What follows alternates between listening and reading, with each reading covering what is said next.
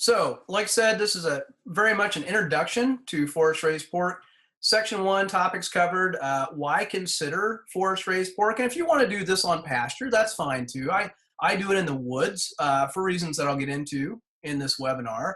We'll cover the pros and the cons, as I see them at least, in our enterprise, the kind of the financial impact, and then potential earnings on 12 retail hogs, just as a microcosm of what you could expect if you run a dozen pigs. And honestly, it doesn't take that much infrastructure to run a dozen pigs. Frankly, if you've got enough infrastructure to run 3 or 4 pigs, you can probably jump that up to 12 pigs without a whole lot more effort or time or labor. And then that really starts to pay you back on the financial side of things when you amortize your fixed costs and your time over more animals. And then the second half, again, real basic overview. This is a very truncated version of the module that's in the course, but breed selection, acquiring animals, training to electric fence, which can always be interesting to say the least when we're talking about pigs, feed requirements, watering system, and equipment we use for each of those, pasture versus forest, health issues that we've dealt with here on our farm, and then some quick loading techniques, which again can always be interesting with pigs. So first, our kind of overview of section one here. Take a real close look at the pros and cons list. We'll cover the production costs to get started. And maybe you're already running a pork enterprise, but this is a really dialed in look at what my costs are on my production. We'll take a look at our retail pricing that we use for our pork at the farmer's market. You'll actually see my entire price list, just like you were to walk up to my table and want to buy stuff.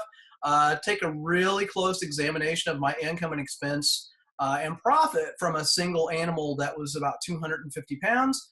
And we will prove out that you can actually make $10,000 net or more with a small-scaled pastured pork or forest-raised pork enterprise, again, with 12 hogs.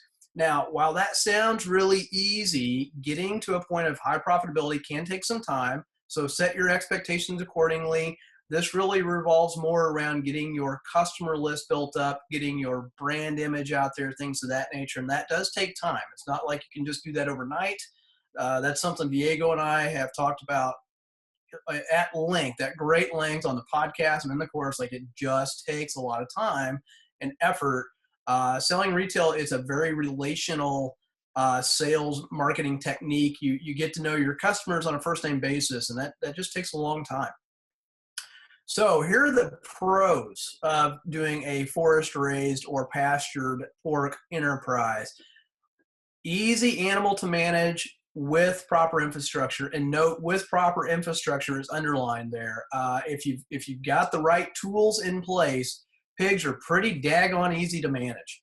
But if you don't have the right infrastructure in place, they can be a real headache. I know guys that have gone out and got pigs and tried to run them with one or two loosely put together wires of hot 12 and a half gauge fence wire that's kind of just slapped together, and that didn't work out so well for them. But if you've got some decent fence, or even if you use the portable netting product from a company like Premier Fence, they can be pretty easy to manage. Modest initial capital investment, we'll get into that in detail. Relatively low risk animal, especially if you raise it during the warmer months, in terms of health problems, which we'll cover. They can be raised nearly year-round in most climates. And if you've got some experience under your belt, I think it's fine going 12 months out of the year. But if you're just starting out, work with Mother Nature, not against Mother Nature. Do this from like May through October. Your day-to-day maintenance labor really is very, very minimal, and it can be conducted by any adult, and honestly, even a young person that I would say is mature, 12 plus years of age. It's really very simple what has to be done day to day if we're not talking about moving the whole system, moving the animals. This is an extremely profitable animal. Just to kind of give you a little bar here to compare, one pig retail using my prices is equal to roughly 80 chickens retail, and one pig wholesale is equal to roughly 45 chickens retail. Just to kind of give you an idea, you have to raise a whole lot of chickens to equal one pig is the point. One big advantage here is that this is, you know, much closer to and sometimes equivalent with retail costs of pork in a grocery store, especially if that pork carries an organic or a, you know, quote unquote natural label on it. When we're talking about poultry, you know, typically our retail cost is a lot higher than something you see in a grocery store. But when it comes to pork, the American consumer puts such a higher value on pork than they do poultry. You can charge a lot more for it. And frankly, it doesn't cost you much more per pound of product to raise pork than it does chicken. They're actually very, very close, but we can charge a whole lot more for pork and get it much easier. Butchers are typically very easy to find, and you're probably going to have a lot of options when it comes to finding a butcher. And quick side note, there's a free guide you can get out on grassfedlife.co about how to select the right butcher. Things to look for, things to avoid, can save you a lot of headaches there. So make a note of that if you want to check out that guide. Value-added retail products, when it comes to pork, really are limitless. There are tons and tons and tons of options, and this can really add a lot to your bottom line. And, you know, pigs can be marketed very profitably wholesale to either individuals or stores. We have stores that buy our pigs on a wholesale bulk program, and then they retail them in the store, and it works out really well for them. Now, some of the cons: pigs can be very nerve-wracking to work with when they're young, especially when training to electric fence. A loose pig can be a nightmare. I don't mind telling you, I'd rather deal with, like, you know, 5 loose cows than 1 loose pig. Feed costs can pile up over the 5 to 6 months that you're managing the pigs. They do have a much slower ROI than something like a chicken. It can be extremely labor intensive when you're rotating into a new paddock if you're just using portable infrastructure, and particularly if you're doing that in the woods like I've done here. That can be a real pain in the neck moving, you know, portable electric fencing around the woods. It gets hung up on everything. It can take a lot of time. You know, permanent infrastructure is best, but it can be very costly to put in, you know, like high tensile fence or woven wire fence. I'm sure there are ways to do it less expensively than I've done it here, but when it comes to building permanent fence, I build it to last. I build it so I don't ever have to worry about it. I want to sleep well at night. That's always my goal when I build anything that's going to manage an animal. As I mentioned, you know, slower ROI, 5 to 6 month turnaround time, a lot higher learning curve, I think, than poultry in many, many ways. And this is an animal that can injure a human being if you're not careful. I mean, he's got 250, 300 pounds. They come up to your knees or the bottom of your thigh. They can take you out in a heartbeat and hurt you if you're not really paying attention. They're going to require larger equipment. You're going to have to, you know, borrow, rent, purchase a livestock trailer, maybe even have to have access to a small tractor to get that livestock trailer moved around on your farm if you don't have a 4-wheel drive truck. Pigs can catch pneumonia very, very easily. I say mostly in the colder months, but honestly, I've had this happen in the summer. You know, we're noticing trends here where it's cooler, even in the summer, and you get some big temperature swings, and pneumonia can really set in very easily. And a pig can drop dead without much notice if they catch pneumonia and you don't pick up on it.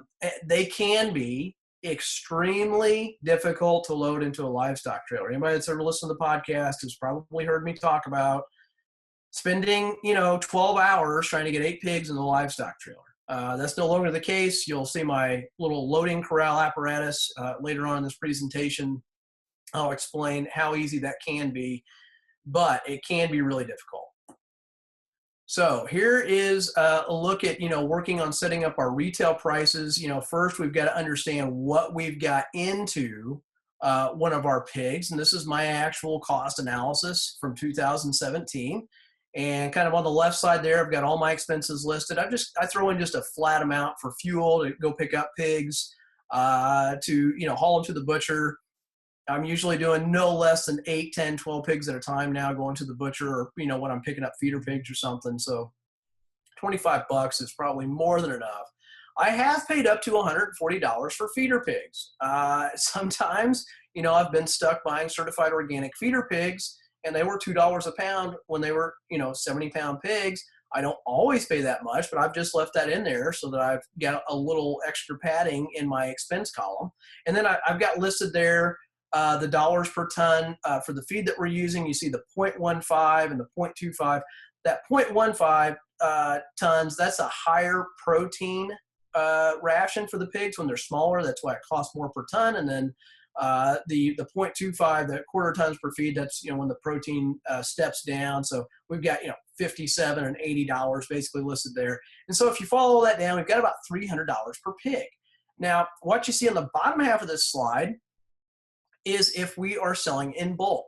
Everything I do in my farm, I'm always trying to hit a wage per hour of about $50 on something where I am selling it wholesale. So this is from a wholesale perspective. So we sell our whole pigs, we sell at $3.35 a pound live weight. And if it's a 250-pound animal, which is what we shoot for, that's what we market around. And then we'll get bigger than that. But the live weight cost on that animal to the customers, $837.50. Our profit is a little over $500. Now, you're probably wondering, do I have a hard time getting somebody to buy a pig that's $840 and they haven't paid for processing yet? That doesn't include processing. But I don't enter into that conversation from the standpoint of, hey, do you want to spend $1,000 on a whole pig? I back into it by saying, would you like to buy a forest raised pig that tastes great, had a really nice life, got to eat grass and nuts and all these different things, was fed non-GMO grain, have it custom cut to your specifications, vacuum sealed in a nice clean state inspected facility for less than $7 a pound, because you can't buy crappy pork in a supermarket for less than $7 a pound. I mean, you have to try to find it. And most people are shaking their head yes. So that's how I enter into that conversation. Just to give you an idea, we don't ever want to throw out the $1,000 number. We want to tell them what the package cost is per pound to them at the end of the day in the freezer for usable product. Then what you see down below that is if they're buying a half pig, we do charge a little bit more. It's $3.55 a pound. We make a little bit more money per hour. Over on the right-hand side, you see the customer cost and yield.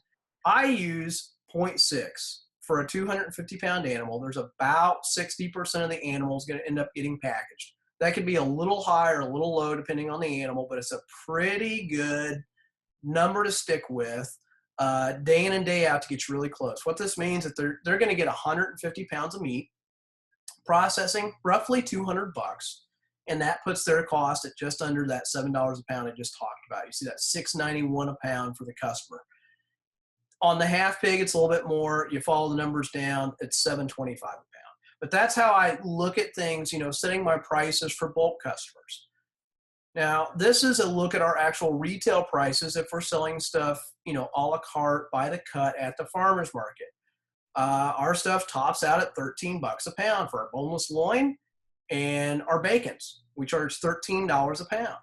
Our chops, $10.99 a pound. That's stretching a little bit, but we still get it most days. Shoulder roast, $9. One reason I charge $9 for shoulder roast is I can turn that into a bratwurst and sell it all day long. So what, I don't want to cut myself short. So we just keep the nicer portion of the roast, the Boston butt, to sell the shoulders. We sell those frequently at $9 a pound. See our bacon and ribs there. We do really discount the spare ribs because there's not a whole lot of meat on those. There's more bone and they're fattier. So those are, for us, a cheap cut at $6. The baby backs, those things fly out of the cooler at $9 a pound. All of our brats are $10. All of our packaged sausages are $8. And we even sell the pork marrow bones for $3.99 a pound. We actually have people that love to buy those. So this is what you'd actually see if you walked up to my booth at the farmer's market. And now what I want to show you is kind of like, how we arrive at these numbers. This was actually, I said 250. This is actually a 240-pound animal I had a couple of years back. And we occasionally will go through and do this. So we've got some data. I don't do this on every animal, but you definitely have to do this at the beginning to track things, to get your own spreadsheet set up. But I actually wrote down everything we got out of this girl. And you can see there we got 24 pounds of brats at, call it $10. See the value, $240 worth of brats, almost 20 pounds of bacon, that's $250. Our spare ribs, $32. Sausage, baby back ribs, shoulder roast chops, boneless rib end. That's our boneless loin. It's got the rib end and a little bit of tenderloin on it. We get $13 for that. And if you total all that up, all the way across, the retail value of that pig is actually $1,346.99. Call it $13.50. Now, up at the top, you see, about how much we've got in this pig. It costs us about $1.25 a pound to raise this animal using those numbers I showed you on that previous spreadsheet. So we've got our hog cost at $300. Now, if I'm selling this animal retail or wholesale, doesn't really matter. I've got $300 into it. But when I go the retail route, now I've got to carry the cost of the butchering fee, so I throw $200 in there for that. We spend a lot of money on brats and, getting our all natural smoked bacon. That's quite a bit more than the other smoke option, which has the MSG and stuff in it. We definitely have a very natural bent to our products, which allows us to charge a nicer premium. We actually got 140 pounds back out of this girl, assuming she cost us about $500 to get back from the butcher. When it's all said and done, we've got a price per pound of about $3.57. And you see the percent of live weight there, that is in reference to, 0.58, that 58%, that's the percentage of her live weight, that 240 that we actually got back. So again, if we follow this down, you see we got almost 140 pounds of product to sell. We've got our value, that $13.47 minus 500. We've got an added profit of almost $850 on this animal. And if you take that times 12 pigs, you break $10,000. And I've had people tell me, well, that's impossible. You can't get those kind of prices for pork. Well, I just do it, every Saturday all year long, and I've been doing it for over 10 years. So, I guess I'm doing something right. It really is possible. But again, it does take time to get your customer list built up to a point where you can go out and move 12 retail pigs. Early on, you might only be able to sell, 12 retail pigs over the course of a year. We get into the summer now doing 2 good farmers markets on Saturdays. We're moving a retail pig a week. If I'm not butchering 4 or 5 pigs a month for retail purposes, we run out of product. And that doesn't take into account people, placing orders online for delivery, picking up stuff at the farm, restaurants we work with, things of that nature. So we've really got this thing going now, and pigs have been the profit center for our farm, really. I mean, chicken, yes, we make money on chicken. Beef, we make money on beef. But the pigs really for us have been the sweet spot. And they've been a huge blessing for our farm financially, as you can see by this spreadsheet. Now we're kind of shifting gears a little bit and getting into the how-to, the nuts and bolts side of this presentation. And this is a question I get a lot. What breed of pig do I need to start with? And I think as farmers, we don't do this so much on chickens unless we're talking about egg layers. But we do this a lot with pigs, and we do it a whole lot with cattle. What's the best breed for my farm? We get all fascinated by all the information out there on all the different, breed websites. And, every breed website has one job. It's to make their breed sound like the ultimate breed that you could ever have on your farm. It's a marketing thing. I'm here to tell you, with pigs, it's just not that important. If we're talking about cows, it's really important. But with pigs, it's not that important unless you have some kind of a niche market you're going after, whether that be charcuterie, high-end restaurants, something like that. Any pig works. If it's got 4 legs and a tail and a heartbeat, it qualifies. There's a whole blog article on this that you can read in depth if you'd like to, out on the Grass Fed Life website. Everything on that website is free. Diego referenced the podcasts that are out there. We did early on I want to say it was like episodes 6, 7, and 8, where we went through pork as detailed as we possibly could. And really nothing on our farm has changed since we did those podcasts a couple of years ago. But anyway, check out that blog article about what kind of pig should you buy. Again, 4 legs, a tail, and a heartbeat, it's in the conversation. Just want to be healthy pigs coming from a good farm. Now, here's a kind of a list of specific breeds to consider. These are what I tell you you're probably going to be more apt to find. You got the blue butts like you just saw on that previous page. That's a cross. Those are wonderful pigs. They really get knocked in the regenerative ag or permaculture circles because they're a white pig and they were bred for barns. They are wonderful pigs. Generally speaking, they are some of the easier going pigs in terms of their attitudes and how they interact with us humans that I've run across. So I would not be afraid of those at all. In fact, if you've never raised pigs before, I would tell you earnestly to put those at the top of your list. Berkshires, Hampshires, Durocs, Tamworths, Old Spots, those are all great breeds. Any crosses inside of those breeds are good. I've had some Berkshire Duroc crosses. Those pigs rock. They are awesome. They finish out really, really well. They're fairly docile, pretty easy to handle. Great pigs up into the 275, 300 pound range. I've had Tamworths also, purebred, a little nuts, a little psychotic, didn't really care for them. Was the best tasting pork I ever raised, but we had to get them a lot larger. They needed to be up into that 320 pound range to really get filled out. Now down at the bottom, I've got some things listed here. Large blacks, that's on the bigger end of the spectrum. And then on the smaller end, the American Guinea or the Kune Kune. I would, in my experience, tell you to stay away from these breeds. I know some guys that have made money with large blacks, but I had a buddy of mine I used to sell with at farmers markets years ago, and he was all the time sending me his customers to buy our pork. And I mean, this Jonathan is like the most direct competitor I've ever had. Our farms are so similar. I had no issue sending my customers to him. He had no issue sending his customers to me because our morals were aligned. We raised our animals in such a similar fashion in standards that were so much greater than any other farm that we were just so interchangeable. It was insane. But he would always send me his customers to buy pork. And finally, one day I asked him, like, Jonathan, why are you always out of pork? Like this, it doesn't make any sense to me. Pigs are so easy to raise. They're so easy to put weight on. And he said, well, we got these large blacks, and we're farrowing on farm. And I said, I know you're farrowing on farm, but what's the deal? And he goes, they take 10 to 11 months to finish. He said, we've got to get these things up to 350 pounds, and they just grow slower. So his cycle was like 10 and a half months, whereas my cycle, if I'm going out and getting a weaned piglet, is like 5 months. I mean, I was cutting his time in half.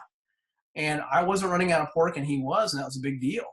On the smaller end of the spectrum, there's, I'm sure, somewhere a model that works for one of these two pigs. I've yet to see it. I've talked with lots and lots of people who have spent a lot of money on these kinds of pigs. I think they're a neat homestead pig. I think they could be a really cool charcuterie pig, or if you could get into some kind of like high-end niche restaurant groove with your marketing campaign, they could work well for that. But I've yet to see these pigs be demonstrated like I'm demonstrating to you in this presentation that you can go out and make really good money on. The only people I know that have made great money on these breeds were the people selling very expensive breeding stock. So that's my 2 cents on those breeds. I get that question a lot, and basically that's my knowledge base on it. I've never attempted to raise large blacks, American Guineas, or Kune Kunes, and I don't ever intend to. Now, acquiring piglets, 3 main ways: livestock auction, another local farm, or farrow on your own farm. As with anything in life, there are pros and cons with each method. I fortunately have never had to go to a livestock auction to buy a pig or a cow, and I don't ever intend to. I don't want to, because I can't see the farm that animal came from. I can't ask the farmer who raised that animal any questions, like, what did you shoot them up with? What were you feeding them? What were their living conditions like? What are your grow out weights at what age? I can't ask any of these questions. I don't like that. I have dabbled with farrowing on my own farm. It is possible to do it.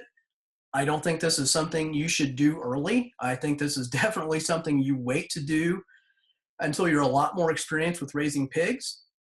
I will tell you, in my opinion, I think you really have to make an investment into a facility to do this.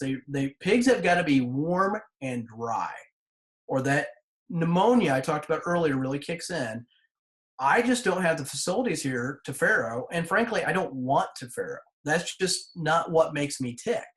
It is a way to potentially add profitability, but I tell you, it's very expensive to keep sows in a boar around and feed them 365 days a year. So you've got to get to a point of scale for that to make sense. That's something you got to pencil out on a spreadsheet.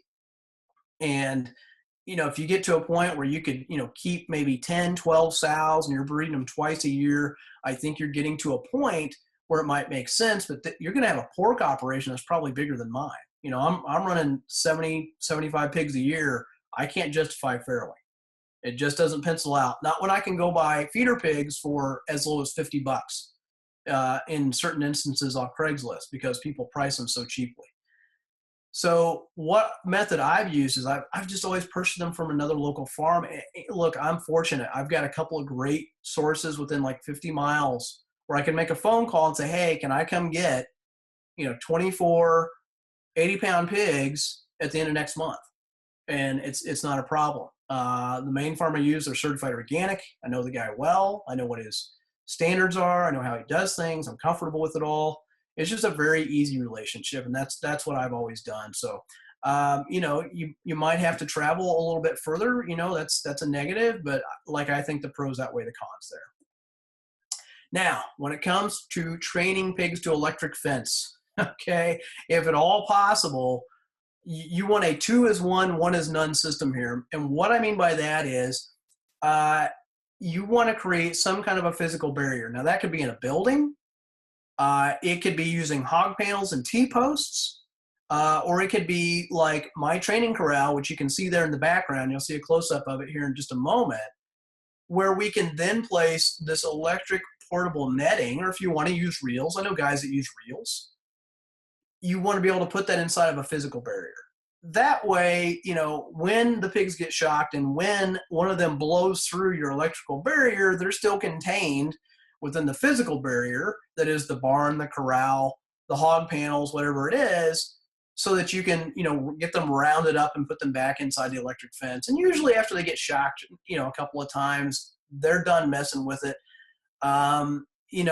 They learn pretty fast. They're very intelligent animals. At most, they might get shocked 4 or 5 times within a couple of hours, and that's pretty much it. They'll test it every once in a while after that to make sure it's still on. But by and large, they're done. But it can be pretty nerve-wracking for them and for us. If you're using the portable electric netting from Premier, you want your pigs to be at least 40 to 50 pounds in size before you try to train them. They will squirt through that. Honestly, I'd tell you if they were 60 or 70 pounds, that would be better. Again, there's a free blog article out on the website, grassfedlife.co, where you can read all about training pigs to electric fence. There's a lot of do's and don'ts there, a lot of step-by-step process that's been written to help you out if you've never done that. I would encourage you to read that. Even if you have done it, you would probably learn some things that would make life easier on you and the pigs. Now, after a few days, you can take the portable fence down, and then what I'm doing is I'm actually training the pigs to electric high tensile fence, which is my permanent fence that we've got in our wooded paddocks, so that they're used to it. They know that, oh, yeah, that's hot too. That also hurts. We give them a few days to get trained to this, again, in this training corral area, and then we'll move them into one of our wooded paddocks out in the forest and let them start really rummaging around out there as they want to. Again, this is that 2-is-1, 1-is-none system. This has worked really, really well for me. You can see there my corral wires, they're pretty tight. Those things are only about 3 inches apart down low. And that's because I don't want the pigs being able to squeeze through them.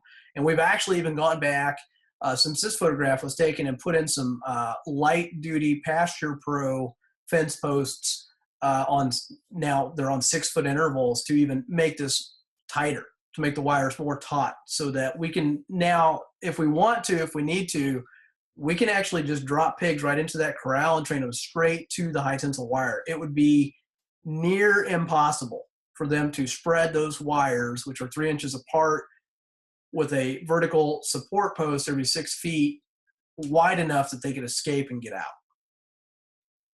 Now, getting into kind of some of the equipment, this is one of our big feeders that we use. You can use rubber tubs if you want to.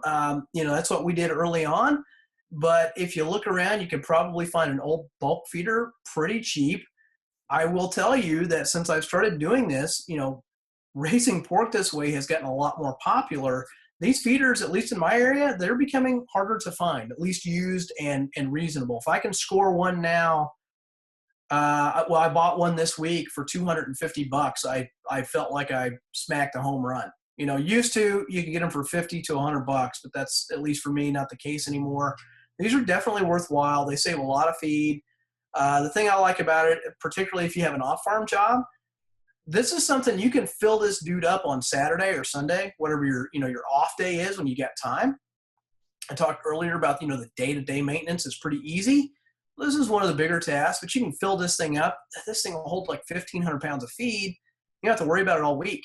Then you're just looking in on them, checking on them, making sure everybody's there. It makes it really easy, Monday through Friday if you're leaving the farm to go to an off-farm job. And what we've done here is we took some beveled 4x4s and made skids with some cross members. If you look closely on the left, just below the feeder, you can see an eye bolt there. We can actually then take a little hook and cable that we fabricated and drag this thing around if we need to. But when it's empty, two adults definitely, sometimes by myself, you can, tip this thing over on its side and roll it into the next paddock to get it moved. And, depending on the age of the pigs, one thing I want to mention, you got to be very careful with your protein. This is why it's very important to know how big your pigs are. If you, go to pick them up, you want to weigh empty, weigh loaded between picking them up and getting them back to your farm, so you've got an average weight per animal, because you need to know precisely what protein ration to get made for your pigs. If they're little itty bitty guys that were just weaned, it could be 21, 22%. If they're finishing pigs, for me, using my program, that drops down to like, 15, 14.5% protein. Too much protein for pigs is really bad. It will give them the runs in a bad way. So you really want to try and have your protein spot on as best you can. So weigh them when you pick them up, and weigh empty with that same truck and trailer. Do the math, get a really close average. If you don't want to have your feed made ahead of time, you can just have some shell corn or something like that to feed them for a day or two till you can get your feed milled. But definitely get the right protein made. Most likely, if you're adding any kind of a NutriBalancer, mineral balancer, the company that's selling you that product, they are going to have some pretty stringent guidelines that your mill needs to follow in terms of what percentage needs mixed into that mineral balancer to really help your animals excel. So I would tell you to follow that closely, just like you always want to follow a recipe if you're baking something. The same goes if you're using a mineral balancer for a pig ration or for a poultry ration. Follow the directions precisely as best you can. Make sure your mill that's mixing this up for you understands exactly what it is they're supposed to do. Now, I've got listed here kind of a rule of thumb for pigs on pasture, and this is definitely on the conservative side. You need about 3.5 pounds of grain to get 1 pound of gain live weight. You can lower that. There are ways to lower that. If you have nut producing trees, particularly acorns, you can slaughter that number, but that's only for a small portion of the year. There'd be nothing wrong with when you're doing your estimating to say 3 pounds of grain to 1 pound of gain, but anything better than that, I think you're probably you've got some lofty goals there that they're probably going to bite you in the backside on the back end of your spreadsheet when you go to do the math at the end of the day, and you actually figure out how many pounds of grain you fed versus what you thought you were going to use. So I wouldn't go anything lower than 3. You can do some things. You can plant some stuff for them. They'll graze pretty well. If you're doing more of a pastured operation, there's definitely more grass for them to eat, which can help lower that number. But as you'll see here in a minute, I think there are some huge negatives with pastured pork operations. I don't fault anyone for doing it. I just prefer the forest. And we'll kind of cover that here in just a minute. Now here's our watering station. This is what I call my piggy drinking deck, and that's very simply is just a 3 foot by 3 foot treated lumber deck down there. It's made out of 2x4s and 5/4 deck board, so that the pigs don't make a great big huge wallow right around that. There's a picture in the online course that you see what it looks like if you don't have one of those drinking decks. The short version is just build one and use it. It's just a really simple T-post, nipple drinker, and a washing machine hose that's connected to a pressurized garden hose routed over the pig's heads, routed up high. Pigs are smart. Once one of them figures this out, the rest of them figure it out within a day or so. You can always put a bucket of water out there for them to drink from, put it next to or on the drinking deck so they learn where the water's at. But again, once one of these guys figures it out, everybody's going to have it down in a couple of days. And pigs are super versatile. We've done them on pasture. We've done them in the woods both. This is kind of a quasi pasture / forested area that I have used in the past. We're actually going to be converting this into more of a cattle grazing area this summer. But pigs can thrive in either situation. Now, as I mentioned earlier, pastured applications give the pigs, a lot more access to green material, and that can cut your grain inputs. And if that's your goal, that's fine. But a big deal out on pasture, lack of shade can lead to sunburn. I've seen a lot of heavy rooting, which destroys the forages if you don't rotate them all the time. And let's be real for a minute. Most of us, particularly when we're first starting out, and maybe even if our holistic context says, I'm just going to be a part-time farmer, we're going to an off-farm job. We can't rotate pigs every day or every other day. We're setting up a week-long paddock on Saturday and rotating our pigs once a week and leaving them out on these forages like they are going to root. God made pigs with a built-in plow and 4-wheel drive, and these dudes use both. They will plow up pasture like you have not seen because there's something in the soil they want. They find bugs. There's something that's mineral rich. They want to eat it. They will dig a hole that is knee deep in a few hours if they find something they want. And this can not only destroy the forages, this can create a real problem for cattle or sheep or even people, where holes are big enough that somebody can injure or break a leg. Or I've seen holes big enough that it'd break an axle on a tractor. No joke. So be careful. Make sure that if you want to go the pasture route, that you or business partner, spouse, whatever, somebody's going to be around to rotate these guys a lot more frequently than you think initially that they're going to need rotated. Or optionally, and this will come off as a little bit of a heresy in a regen ag circle, ring their noses to keep them from rooting so much and destroying everything. I've been to Mark Shepard's place. I've gotten the up close, personal, one-on-one tour.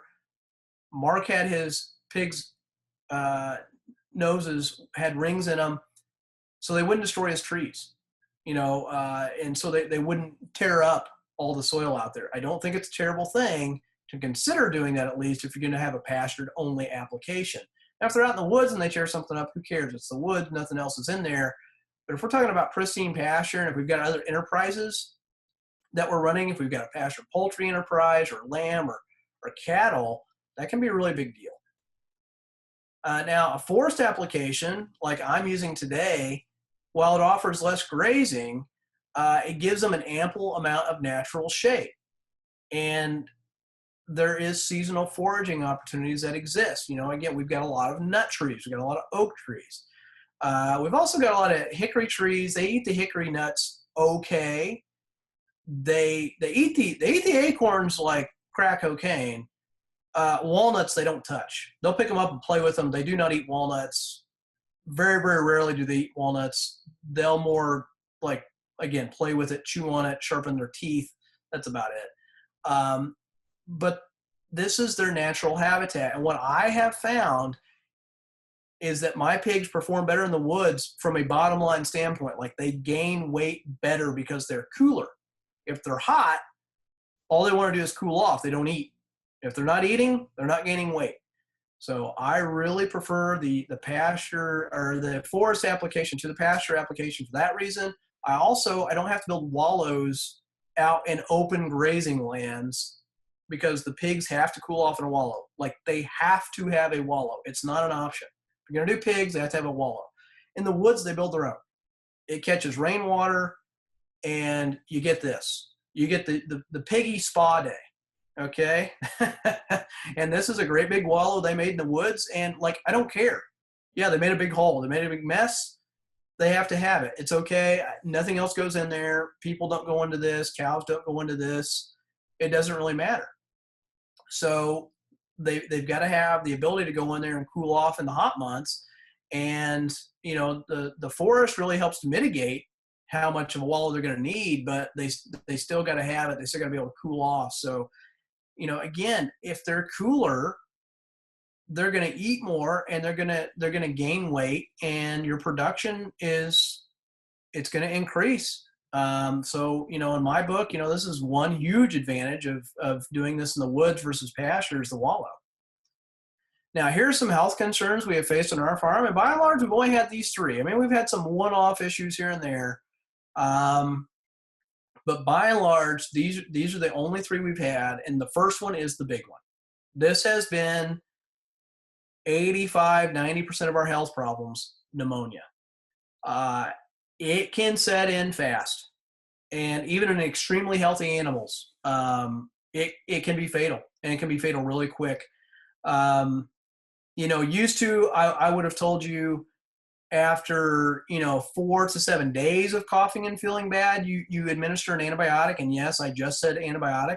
I'll explain that further here in a minute. Now I would say 1 to 3 days, and honestly, 3 days is pushing it. If their ears are down, if they're panting, if you can tell they don't feel well, if they're just kind of moping around, not eating vigorously, not drinking vigorously, not playing with their buddies, you need to keep a really close eye on them.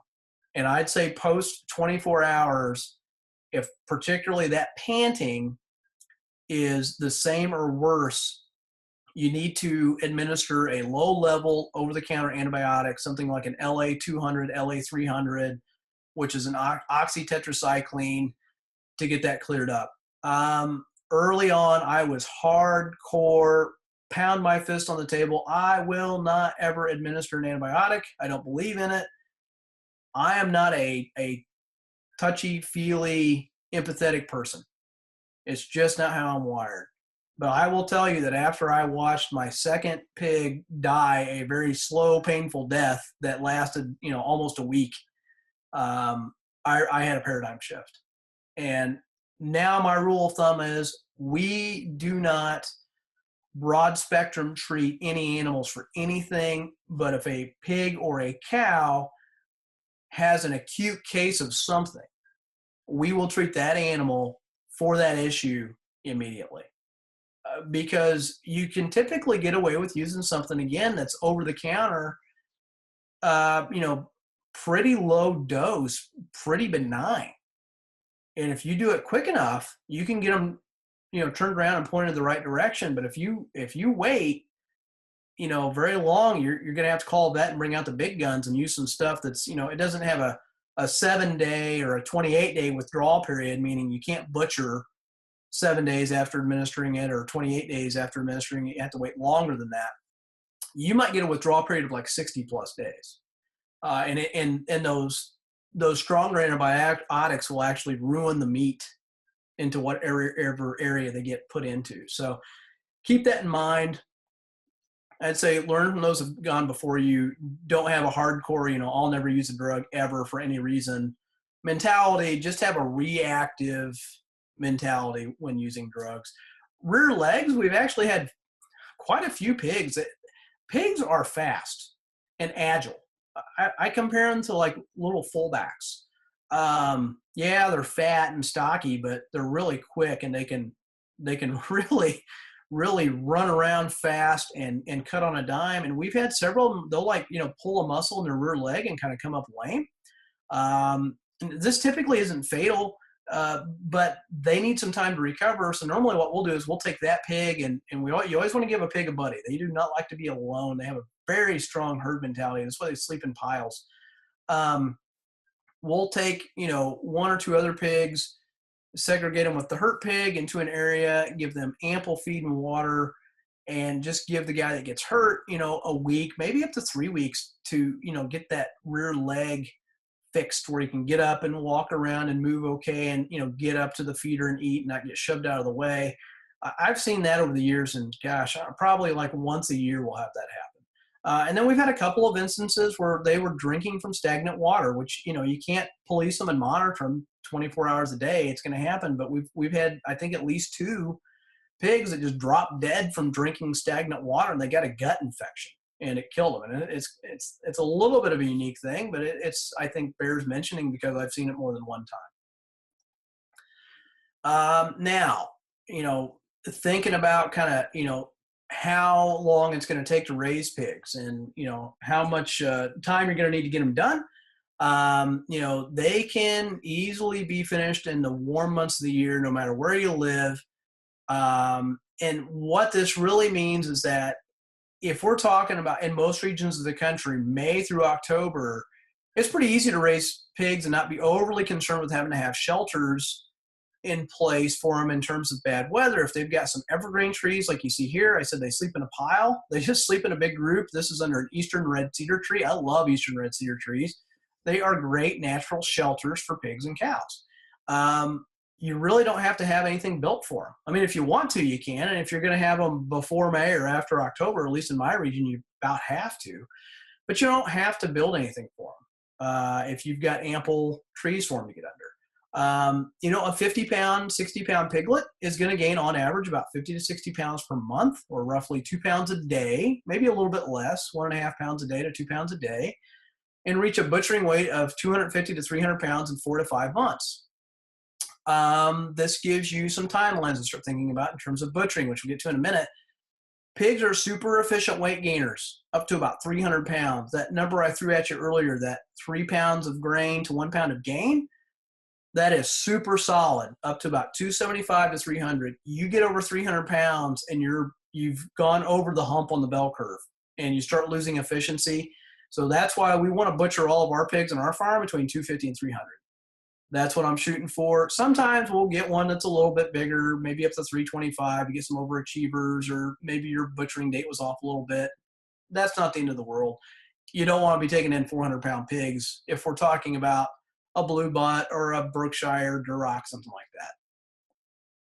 Now, when it's time to load your pigs, some simple tips here for you. Set your livestock trailer up ahead of time and start feeding them out of the livestock trailer. After 2 or 3 days, they're going to follow you in there.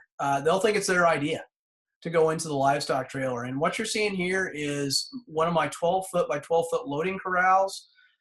We've actually got like a 13-minute video in the online course where my wife and I demonstrate loading pigs in less than 30 seconds. And it's there's more to it than what I'm giving you here, but the point is making them think it's their idea. Auto-loading pigs are the bomb.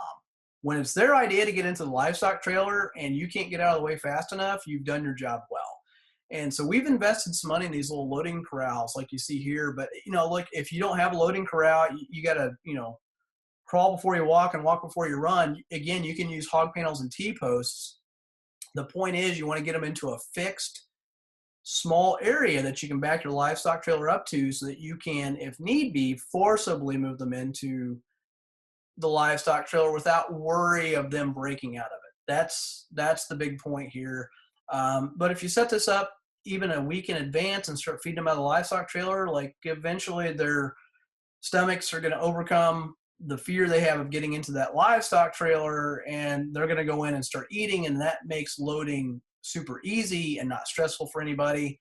One thing I want to point out here, and it's something I've talked a lot about on the podcast with Diego, is that butchers, they get busy in September, October, even November. So call ahead, reserve a spot. If you follow the information I've just given you in this webinar, You pick your pigs up, you weigh them, you weigh empty, you know what they weigh, you know what your average is. You say, okay, they're going to add 1.5 pounds to 2 pounds per day per month. I can kind of forecast out, okay, I want to shoot for 300 pounds. So this is what I'm shooting for. I circle this date on the calendar. Now I've read the guide that I downloaded for free off the website. I've selected my butcher ahead of time. I call them. I work 2 weeks forward, 2 weeks backward off my ideal date. I get a date. I get that locked down. I'm golden. Do not wait till like August or Labor Day weekend to call a butcher and hope to get a spot in September or October. They'll probably laugh at you. My butcher, if you did that, they'd probably tell you February was your next available option. And I know guys that have taken in pigs that were 450 pounds and they lost their shirt because they had to keep feeding them. So again, call ahead to reserve a spot. And that is basically the end of this intro to forest raised pork presentation. If you want to learn more, if you're not already familiar with the website, again, grassfedlife.co. Everything on that website is free. It will always be free. We've just put a whole lot of resources out there. There's the free weekly podcast. We've got free blog articles. Along with that, you can also follow the Facebook page. We post things out there. We'll, put a copy of this webinar out there, for instance, articles that are of interest, learning opportunities. Again, follow that if you'd like. If you're interested, I mentioned the online course. You can check that out. It's called Farm Business Essentials. It's at farmbusinessessentials.com. It is dense. It is thick. We are continually adding to it. There's not a week that goes by that Diego and I don't have a conversation that goes something like, what would be cool to add would be this. And we commit to adding additional resources that are just getting funneled into that course at no extra cost. We're just increasing the value of it literally on a weekly or bi-weekly basis. The course has complete equipment lists, field videos, and instructions showing you how to do this from start to finish. And again, in-depth marketing to, net earn potentially up to 10 grand on 12 hogs. There's a whole module. And frankly, I think it's one of my best modules that's out there that's dedicated to setting prices and selecting retail cuts on beef, chicken, and pork. All three of them. Even if you're doing just pigs, like that module is so key to making sure that you understand how to value your time and get the most possible amount out of these retail cuts. I also go through 10 different proven methods that we use to this day on my farm to sell products. Like there is no theory in that. It is proven strategies we use. Will your strategies look exactly like mine? No, but it gives you a very good starting point.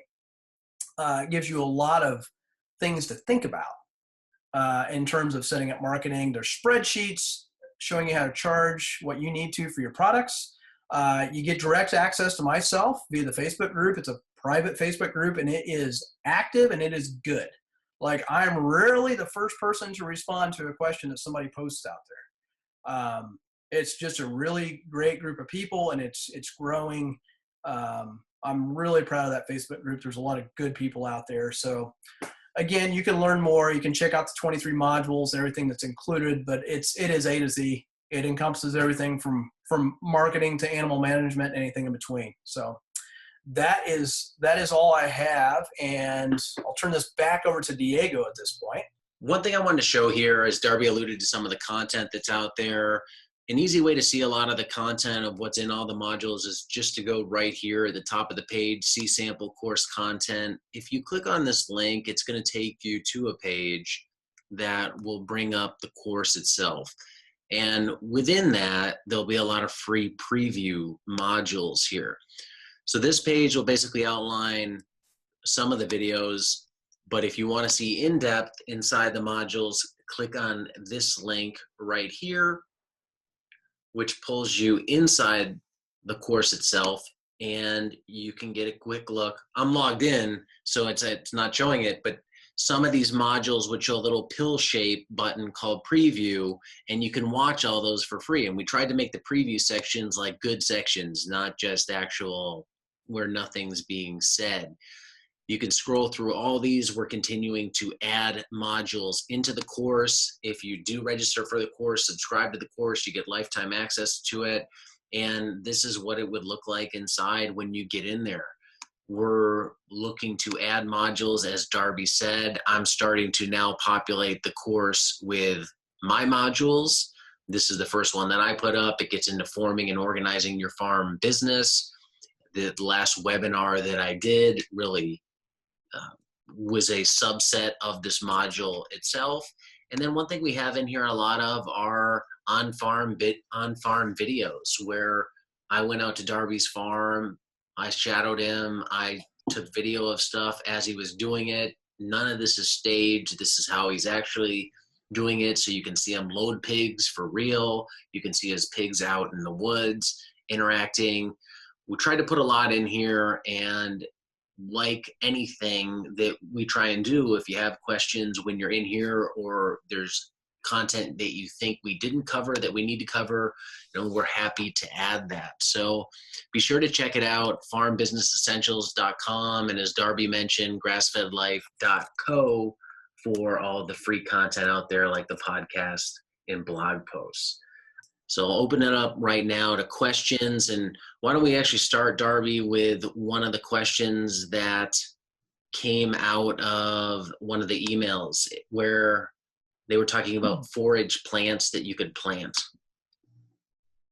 Yeah, absolutely. So that is absolutely something you can do. I'm still kind of experimenting with stuff I can try and plant in the woods. You can plant some grasses early in the spring in wooded areas, but like they struggle in my region, if you get past like the middle of April and the trees start budding out, it's really difficult to get stuff to grow in the woods. I've got true deciduous forest here. It's got a pretty dense canopy. Without sunlight, I really haven't found a whole lot of things that grow too great in the woods. My training corral area, I do plant stuff in there for them to forage on early in the season. Not a whole lot in the middle of the summer because there's grasses in there. We'll rotate the cows through there. They'll clean up a lot of the grasses. But we have, planted all kinds of stuff: radish, lettuce, turnips. I found out the hard way pigs do not like turnips. And I found out the hard way that muddy pigs in the winter with rotting turnips smells really, really bad. So you're always kind of experimenting. I think in certain situations that can make a lot more sense if you've got more of a savanna setup, where there's a lot more light coming in, and you can experiment with different things to sow. Is it going to cut how much grain you feed? Yes. Is it more regenerative? Yes, absolutely. Is it going to cut the grain to a point of major impact? Maybe. I mean, I haven't realized that yet, but I'm steadfast about putting them in the woods too, particularly in the fall, because I want them eating all those acorns. The acorns, I have had the pigs cut their feed over a 6 to 8 week period by 70%. When we had a really heavy mast a couple of years ago, and the weight gain was phenomenal. It was not 50 pounds a month. It was like 75 to 80 pounds in a month that they put on from acorns because they're pure fat. It was amazing. The pork tasted great. And frankly, it kind of saved my neck because my butchering date and my live weight of my pigs didn't really line up 6 weeks out. So there's a question here. Tried finding organic feed.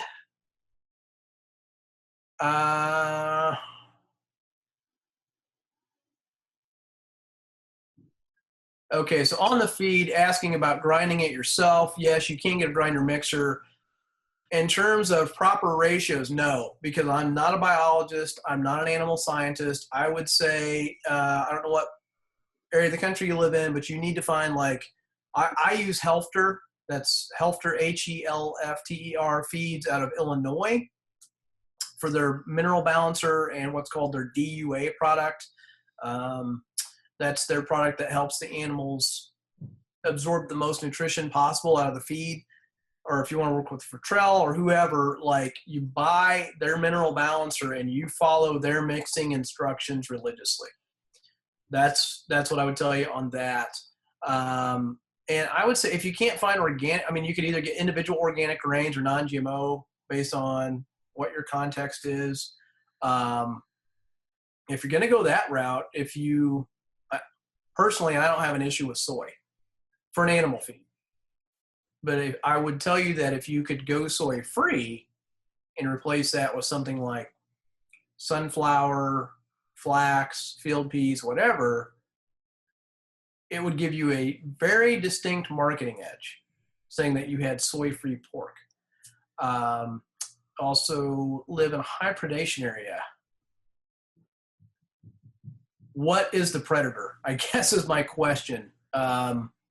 I've got coyotes. We now have bobcats, which are native actually to my area. And the DNR has reinstituted the population, specifically on my farm. Thank you, DNR. Wolf, bear, and lynx. You need a 48-inch tall fence. Yep. And I would make all the wires hot, and I would make it robust. And I'd probably have a livestock guardian dog. They're not going to fend off a bear. Probably not going to fend off a wolf. The cat, probably. You need some pretty robust fence. Yeah. Or maybe even, here, I'm thinking out loud here. This is off the cuff. It might be worthwhile for you to have a sacrificial livestock trailer that you move around with your pigs, and you train them to go into that livestock trailer every night and lock them up. If predation is that big of an issue, that could actually be cheaper than building Fort Knox to keep a bear out. The cost per pound of my feed, my non-GMO grain is roughly 28 cents a pound delivered. So that includes about $250 to get it down here, 3.5, 4 tons at a time on a great big truck from a feed mill that's 50 miles away. Here's one that somebody emailed in. At what point would you go from bagged feed to bulk feed? When it makes sense is when you really want to try and be able to use all your feed within 30 days. And that's one of the problems with bagged feed. And again, you crawl before you walk. You want to try and use feed up within 30 days. Once you crack those grains, they start losing nutritional value. So if you can get to a point where you're going through, and when you say bulk feed, like, that doesn't necessarily mean that you can't have it custom mixed and you go pick it up. That's what I did early on. I really didn't use a whole lot of bagged feed. Even my first season in farming, I was having stuff custom mixed, 1,000 to 2,000 pounds at a time, and then I would just drive to that feed mill and pick it up. I don't like feed that's been in bags and it's been sitting around for God knows how long. Like, the nutritive value just is not as good. So, but in terms of like bulk, like I'm using bulk, like when we're rolling here in the summer, we've got, 500-600 broilers and, 20 pigs on site. Like, that bulk truck brings us 3.5 to 4 tons each of pork and poultry feed. That might last us 5 weeks. So we made the investment, bought a couple of bins and got set up, and it does lower the cost. It's absolutely cheaper to get it in bulk versus in bags. You just have to justify being able to use it fast enough. Yes, that pig was not castrated. Is this something I'm concerned with? Castrate? Yes, it is, especially after that specific pig. Nice catch. Boar taint is real. It makes the meat taste funny. There are very, very, very few things that I will ever draw a line in the sand and say, I'm right and everyone else is wrong. This is one of them. Anybody who tells you that boar taint is not real and it won't affect the flavor of the meat is flat out wrong. That pig tasted like garbage. I ended up giving most of it away, and it was a soup kitchen. They were happy to have it, but it tasted funky. People complained. You can get them castrated, and I actually let that guy go because I had another farmer who will remain nameless that's kind of a big name that I know and respect a lot. His book is sitting behind me on this bookshelf. It's in that stack right there. He's wrong. He's wrong. Oh man, my butcher was pissed when I took him down there. He was mad because he wouldn't, he's like, I will not put any of that pig in the smoker because it'll ruin everything else in there. Don't bring any more boars down here. He took him, but he wouldn't do any more. So point is, you can get them castrated after the fact. Give them about 30 to 45 days, 60 to be safe, and that will run its course. It'll get out of their system. I still don't know that I would have anything smoked out of one that was castrated later that was that big, but you could totally go ahead and sell the cuts and it would be fine. Yeah, he was a fine looking pig. Is there a market for pork raised on non-GMO grain? Yes. I think in our region, specifically Indianapolis, when I entered into the retail market space, so I started farming in 2007. I kind of started dabbling in the retail market space at farmers markets in 2009. I really didn't hit it hardcore until 2010 when I started farming full time. There were a lot of other farms farming like I was then, like I am now, but they were all using conventional grain, and that gave us a distinct marketing advantage. Back in 2010, though, I would tell you 9 out of 10 people who walked up to my booth and I'd say non-GMO, they'd be like, what's that? Why should I care? Whereas now, when I say it's non-GMO, they're like, good, because that's all I want. That's all I'm looking for. I don't want any conventional grains. Like, people are much more educated now than they were a few years ago. I think that's region specific, though. And I don't mind telling you, I think a lot of people in the Indianapolis area specifically are like that because of the marketing our farm has done and a couple of other key farms. We've really pushed that over the hump over the last 8-9 years. Do I buy? Yeah, I buy barrows and gilts. I don't 4 legs and a tail. I don't care, but yeah, only barrows. I don't castrate on farm. Yeah, I've castrated on farm. It's not fun. Any concern running pigs and cows together? Well, you've got the formation of a bacon burger, so that's always good. I don't do it because I don't put my cows in the forest, and I don't put my pigs on pasture, so I don't do it. I know there are lots of systems out there that do multi-species grazing together, where they're running layers and sheep and cows, and there's a lot of holistic stuff that says that's a good idea because, you know, chickens will eat certain insects and pests off of sheep. And a parasite for a cow, if it finds its way into a sheep, it's a dead-end host, and the opposite is also true. So I think, you know, pigs and cows, I think is fine so long as your infrastructure is set up for it. I think you're a fool to not wring their noses at that point because your pasture for your cow. My pasture is like off limits. I almost want to put up a sign up there that says, if you're not a cow, do not get on the pasture. I'm very particular about my pasture because it supports my cows. So I would never let my pigs out there, but to each their own. Heritage pigs only, or do I run conventional bred hogs? Conventional meaning like, I mean, I don't only use heritage pigs.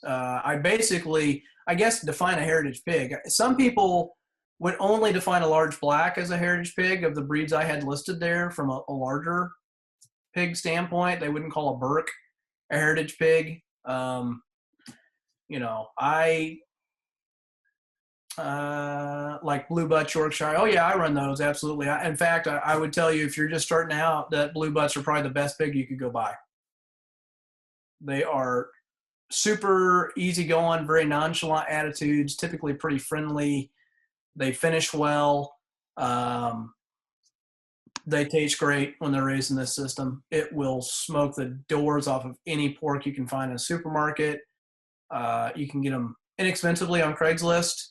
Um, Even if they've been on conventional feed, if you're getting them right at weaning age, I almost say who cares? So for 95% of what they're going to eat, it's non-GMO and or organic. Yeah, no, I'm not I'm not racist when it comes to pigs. They got four legs and a tail, and the pigs I get from David, like I got some a couple of weeks ago. There was a Tam in there, Tam cross. There was a Tam Burke cross. There's a Duroc cross. There's some blue butts, and this was all in the same trailer load. And yeah, whatever. I don't care. I'm just not, when it comes to breed on pigs, I'm not super specific. Now cows, the conversation's completely different. It's 180 degrees from this, but on pigs, I really don't care. If you've got one you like, great. I think though this fall, if you're not farrowing and if you want to go buy it direct from another farm, I think breed drops to the bottom of the list pretty fast. Like if you could find somebody farrowing that's feeding organically or non-GMO, and it's what I'd call a normal pig that's going to finish in that 250 to 300 pound range, that's a win. You establish a relationship with that guy and you buy as many pigs as you can. How do you spell the organic stuff? Helfter, Helfter. Yeah, they're located in Illinois. You can also look up, it's ABC Minerals, I think. That's kind of the same company, but Helfter. And for our chickens specifically, like Helfter blew the doors off of Fertrell. And Fertrell is a lot more expensive. So I really like Helfter. Very good, high quality products. And it's something my grain mill carries. They tried to get established with Fertrell. They were told no. They got established with Helfter, and it was a blessing, honestly. Minimum temperature, I'd consider to let 50-pound pigs out in the forest / pasture. Well, if they've got a little piggy house they can get back into that you put straw in and it's up off the ground, meaning you've built on 4x4s or 6x6s, so they have to step up into it and it's bone dry. You put straw bales around the outside of that, and you put hog panels around the straw bales, because if you don't, they'll destroy the straw bales. Here's the quick skinny on pigs. They want to eat or destroy pretty much anything they come into contact with. That's their goal in life: eat or destroy. So point being, you put straw bales around the outside of that house, you put hog panels and T-posts around that to keep them out of the straw bales. I've run pigs 12 months out of the year. Now, it can get a little tedious in the winter, and it's not even so much the winter. The last couple of years, we've had this goofy where it's 20 degrees for a couple of days, and then it's 45 degrees for a couple of days, and it drops down to 10 degrees, and then it's 60 degrees, and that's just kind of Indiana. That's really hard on them. Like if it was just 25 or 30 all the time, it wouldn't be an issue. They can come and go out of that house as they please, is my point. I don't really think it matters at that point. But that up and down temperature swing, when you're seeing 30+ degree swings, that's where pneumonia can set in. And I've had that happen. I had that happen in August of last year. We had overnight lows in the upper 30s, low 40s in August, and had issues with turkeys in the brooder because I didn't have my turkey brooding area as robust as the chicken brooder is, because it's August. It should be hot, but it's been getting cooler. And we had the same issue. We had a pig that got pneumonia in August. Actually, a couple of them. We treated 3 or 4, and 1 or 2 of them died last year. So it's always kind of a gamble. But if they've got a good house, I don't think it matters. If you haven't raised pigs before, work in the sweet spot with Mother Nature. May to October, pretty easy. Like, you've got a 99% percent chance of success on the production side if you look in those months. Here's one, Darby, that came in via the Q&A box. You've piqued some curiosity with your mention of beef breeds, not related to pigs, but just to satisfy that curiosity. What beef breed do you run? We use, so we've got a couple different things. When we finally bought cow-calf pairs, I had settled on low-line Angus, and that's basically the Australians took a standard Aberdeen Black Angus out of Scotland. They use a Dexter to breed it down. They bred the Dexter back out, and you get a much shorter, stockier Black Angus cow. I still like those cows. They're a little bit small, though, for my taste. If I had it to do over again, I would go by. It's a coin toss between. I would probably go by. It's not a coin toss.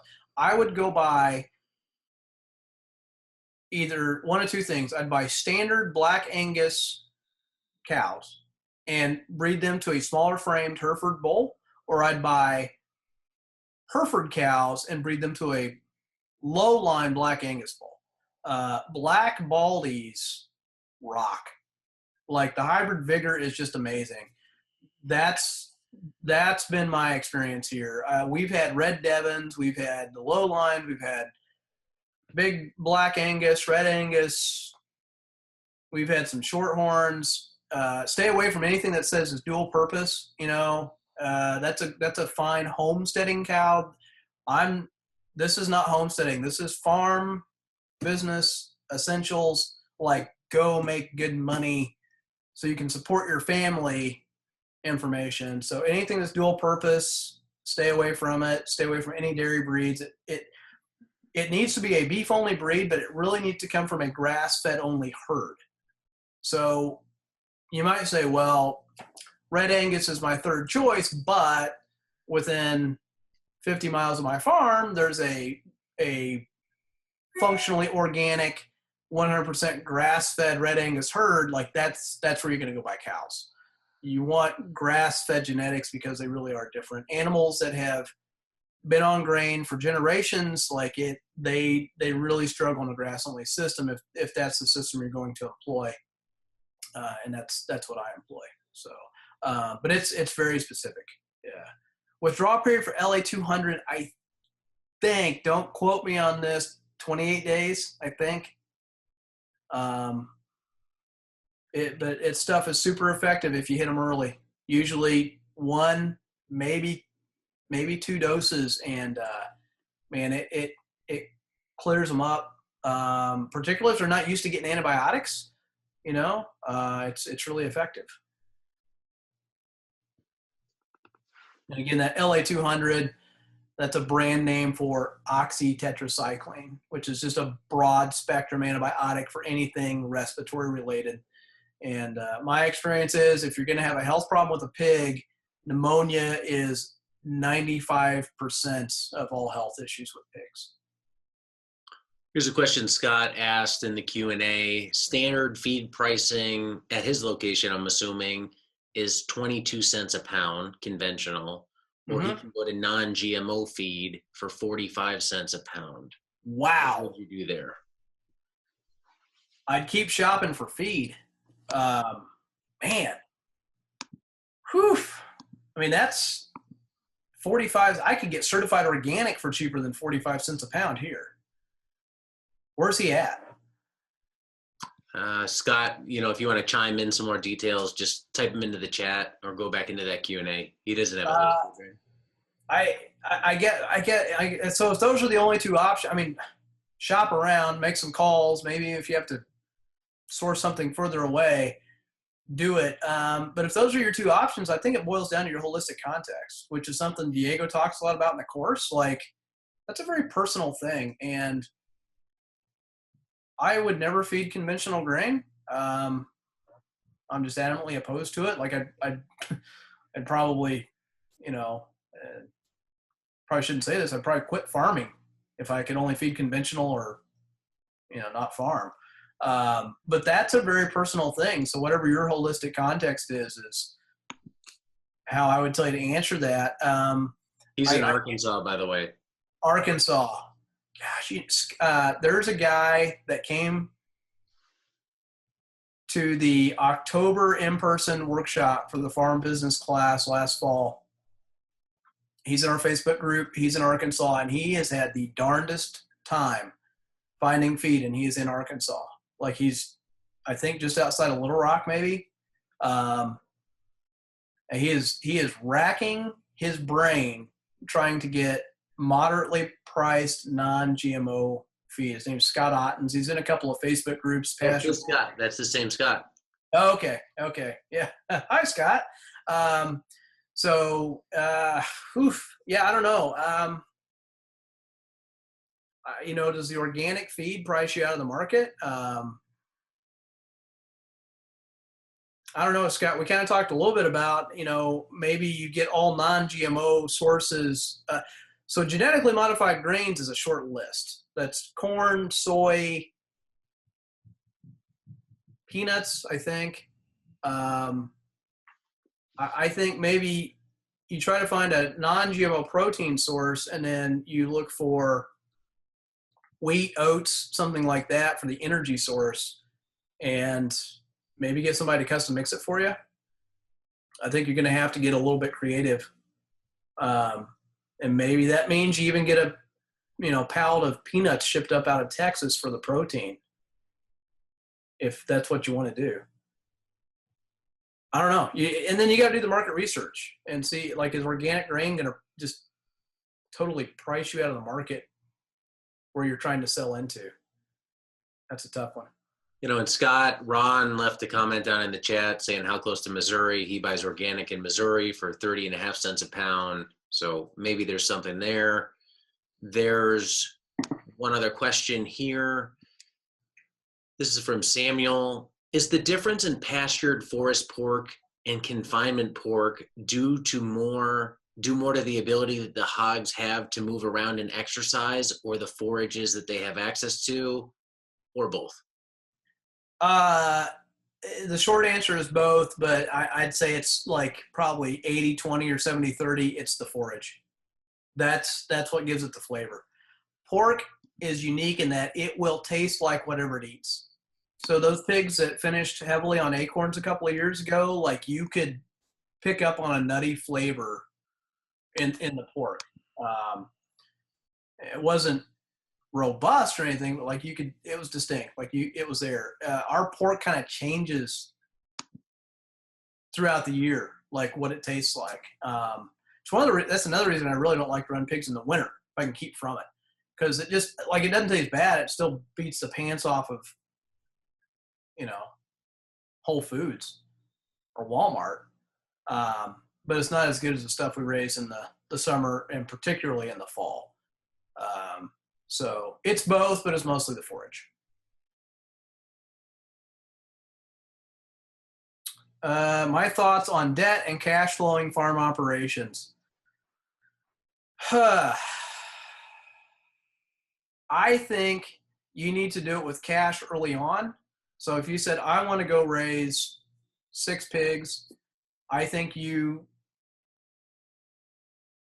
set up a business only account. I think first you go back and watch the last webinar we did with Diego, where he talks about forming a business. That's really good stuff. I just finished doing the final proof on the module that got put into the course. I've been in business 12 years, and there was a lot that I learned watching that. Definitely some stuff that we need to be doing that we haven't done in the past. So watch that first. But you need to set up an account. You fund it. I think this is particularly important if you're married and you say, okay, I'm going to try this, honey. Do I have your blessing to put whatever? It's going to cost me $500 a pig. I want to raise 6 pigs. I got to buy some equipment. So I'm going to put $5,000 into here. But that's it. Unless there's like a dire emergency and I need to maybe add 10% to that. And then you make that business start to cash flow from that initial seed money. If you get a year or two down the line and your business is going well and you need to expand, and you've got the marketing, the customer base, the demand to justify the expansion, then I'm okay using a line of credit, for your farm to expand that operation. I'm totally okay with that. But like, you've got to be super disciplined. It is so easy in farming. I talk about this point specifically in the in-person workshops that I've done and in the online course. Like, there was one year, a lot of our bulk stuff goes in the fall. Like, most of our cattle go in the fall. We always have half of our bulk pigs go in the fall. Our turkeys go in November. There was one year, it was either a 21 or 23-day period. We had over 25% of our cash flow for the year come in call it 3 weeks. And it would be very, very easy to go out and spend money in an irresponsible way because you felt like you had money to blow. So with farming, it comes and goes in large chunks. So you've got to be very disciplined. But I think early on, you set a budget, you fund that with cash, and you build it from there. And then a couple years down the line, if you want to use some debt to expand it, I think that's okay if you're a disciplined person. And everybody's very different when it comes to credit.